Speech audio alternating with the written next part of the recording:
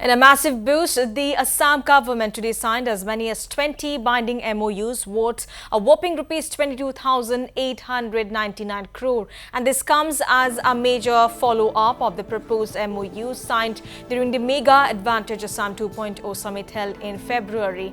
Most of the MOUs are pertaining to projects such as ethanol production, cement grinding units, hospitality and power sector, and animal husbandry, among others. Not just MOUs, but today's event also saw grants being conferred to 24 startups from Assam in a bid to encourage entrepreneurship among the state's youth. Speaking on the occasion, Chief Minister Himanta Biswa Sharma said that good infrastructure must precede investment, and hence work is going on for 3 coming up mega infrastructure projects in the state, which would aid the investment ambitions of Assam.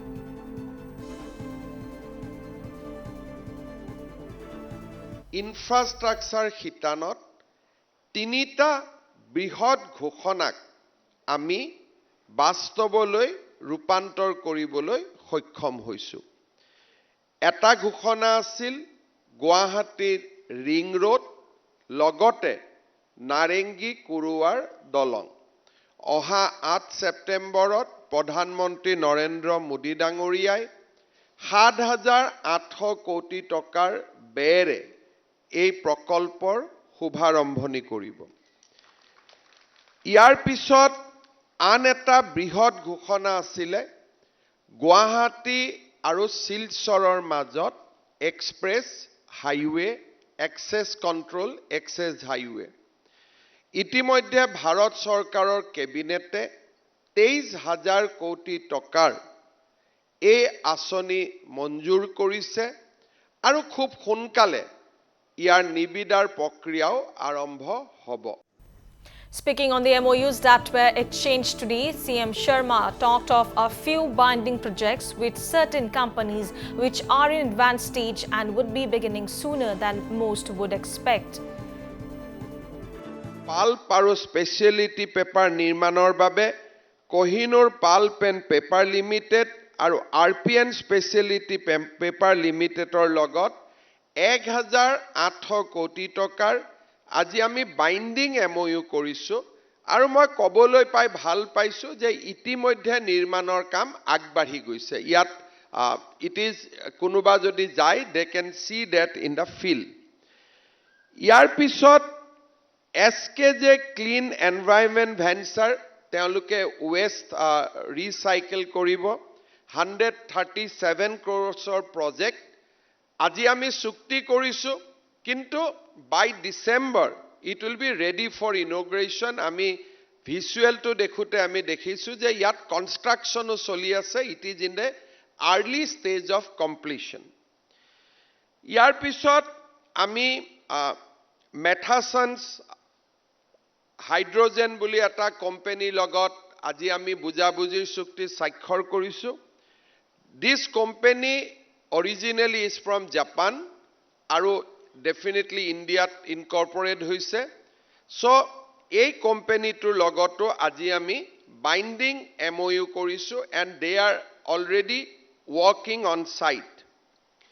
আমি আজি 3টা ethanol প্ৰজেক্টৰ লগত MOU কৰিছো কামাখ্যা গুলশন আধাৰ and সিজ 4টা। 4টা প্ৰজেক্টে আমি on ground আজি গলে আমি দেখা পাম it is in advance stage of completion. বহুখিনি আগবাঢ়ি গৈছে। ব্ৰহ্মপুত্ৰ বিয়ৰি এটা কোম্পানী হ'ব, তেওঁলোকৰো বহুতখিনি কাম আগবাঢ়ি গৈছে। Next 6 months projects can be inaugurated. মেগাশ্ৰী মেঘাটপ মেক্স 3টা সিমেন্ট ফ্যাক্টৰী আমি 2,800 কোটি টকাৰ আমি বুজাবুজিৰ চুক্তি স্বাক্ষৰ কৰিছো। They have also started their construction. Hospitality sectorot ami কেইবাটাও প্ৰকল্প আজি সহি কৰিছো। হিলটন হোটেল, JW Marriott, এই 4টা প্ৰকল্প ডাউনটাউন, জোনালী, সেলেজা এই 3টা প্ৰজেক্ট ইতিমধ্যে এডভান্স স্টেজেস অফ কনস্ট্ৰাকশনলৈকে আগুৱাই গৈছে। জাগিৰোডত টাটা গেটৱেৰ প্ৰকল্পও আজি আমি এমঅইউ কৰিছোঁ আৰু টাটাৰ ডাঙৰ প্ৰজেক্ট কাষত চলি থকাৰ কাৰণে স্বাভাৱিকতে এই প্ৰজেক্টটো খুব ইম্পৰ্টেণ্ট প্ৰজেক্ট এণ্ড আমি ইয়াক কমপ্লিশ্যন পৰ্যায়লৈকে লৈ আহিছোঁ CM Sharma also spoke of certain sectors which have the potential to generate large-scale employment. He said in spite of heavy investments in different fields, animal husbandry and veterinary sector is one such field that has great employment incentive. বৃহৎ উদ্যোগৰ লগতে যদি ক্ষুদ্ৰ উদ্যোগ horticulture veterinary diary ইয়াৰ যদি expansion নহয় real employment is not possible. Today you have seen Amul has signed a agreement of 75 crore. Others have signed agreement of 2,000 crore. But when it comes to employment, with 75 crore, Amul will generate 20,000 employment. Because it is employment incentive. Others will put 50,000 crore. But the employment like Tata Semiconductor, they are putting 27,000 crore. Employment will be 30,000. But Amul has a power to create employment. By putting 75 crore, they can create employment of 20,000 crore. 20,000 numbers. So that's the power of dairy sector. That is the power of horticulture, veterinary, agriculture. The Assam Chief Minister also said that here that a lot is being done to ensure that people get to see positive results in the coming days. CM Sharma said that a lot is being done to ensure that industry players find a conducive atmosphere to do business in the state, which would bring in results for all to see.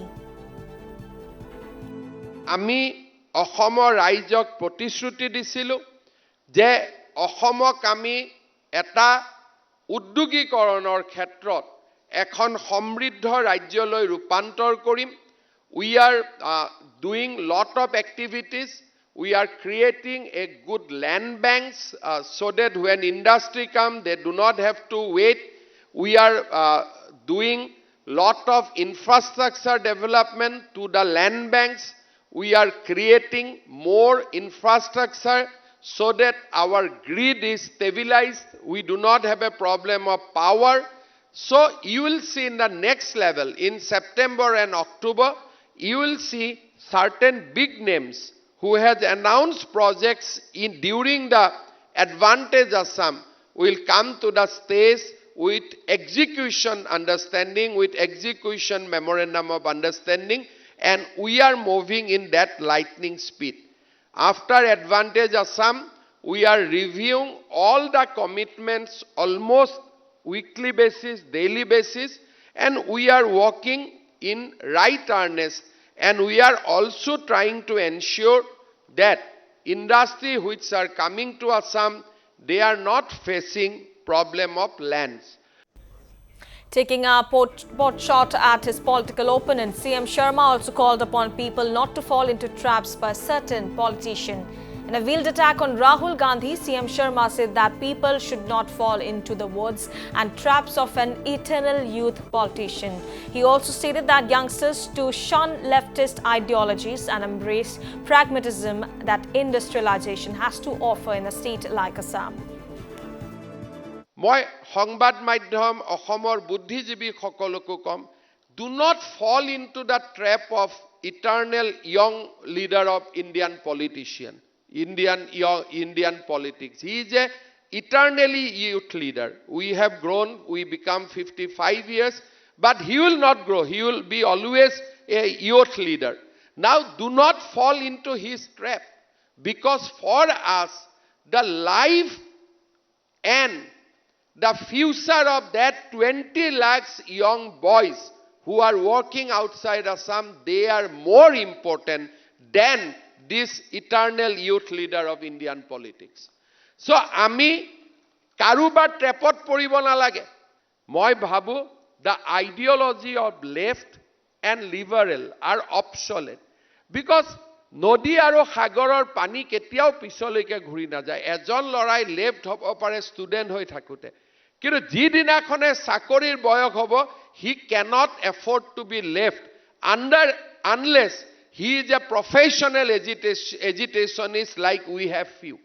যেতিয়ালৈকে ৰাজনীতিক আৰু আন্দোলনক জীৱনৰ বৃত্তি হিচাপে নলয় তেতিয়ালৈকে বাওঁপন্থী আইডিয়াৰে কোনো ল'ৰা ছোৱালী আগবাঢ়ি যাব নোৱাৰে এটা সময়ত তেওঁলোকে জীৱনৰ কঠিন পৰীক্ষাৰ সন্মুখীন হয় আৰু তেওঁলোকে সিদ্ধান্ত লয় যে যি কৰিলো কলেজ ইউনিভাৰ্চিটিত এতিয়াতো যি টাটাক গালি পাৰিলো যি আদানীক গালি পাৰিলো যি আম্বানীক গালি পাৰিলো তাতেই চাকৰি কৰি হলো ল'ৰা ছোৱালীক আমি ঘৰখন চলাব লাগিব